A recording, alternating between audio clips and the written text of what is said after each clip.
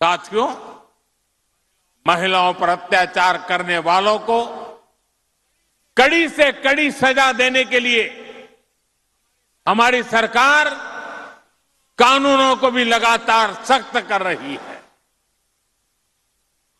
आज इतनी बड़ी संख्या में देश की बहनों बेटियां यहां है, तो इसलिए मैं विशेष तौर पर आपको बताना चाहता हूं।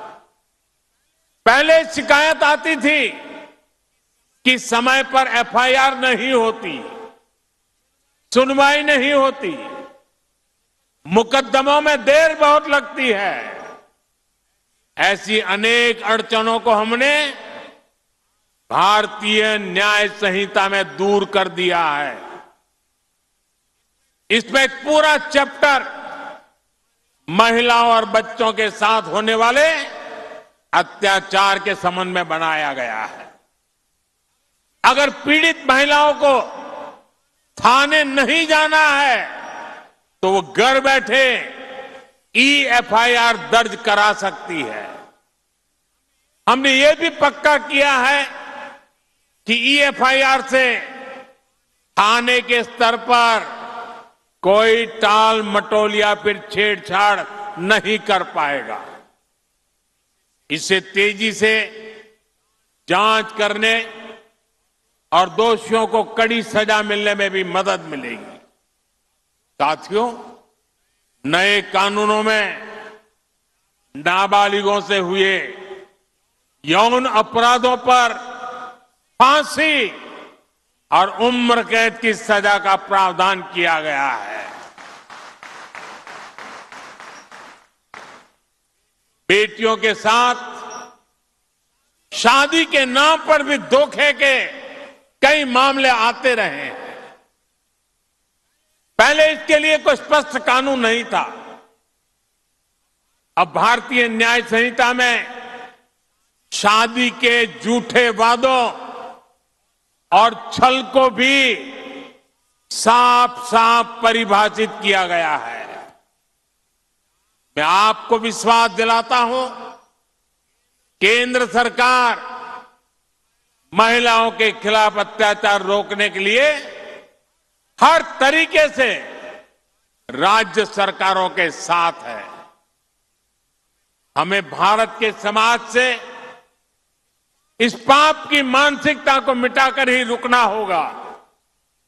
इसलिए साथियों, आज भारत विकसित होने के रास्ते पर आगे बढ़ रहा है और उसमें महाराष्ट्र की बहुत बड़ी भूमिका है। महाराष्ट्र विकसित भारत का एक चमकता सितारा है। महाराष्ट्र दुनिया भर के निवेशकों के लिए आकर्षण का केंद्र बनता जा रहा है। महाराष्ट्र का भविष्य ज्यादा से ज्यादा निवेश में है, नौकरी के नए अवसरों में है। आणि महायुतीचे सरकार म्हणजे गुंतवणूक आणि नौकरीची गारंटी आहे। महाराष्ट्र को आने वाले कई वर्षों तक महायुति की स्थिर सरकार की जरूरत है।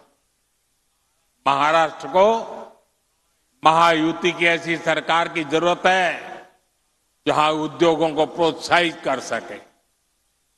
महाराष्ट्र में ऐसी सरकार की जरूरत है जो नौजवानों की पढ़ाई, कौशल और नौकरी पर बदल दे सके।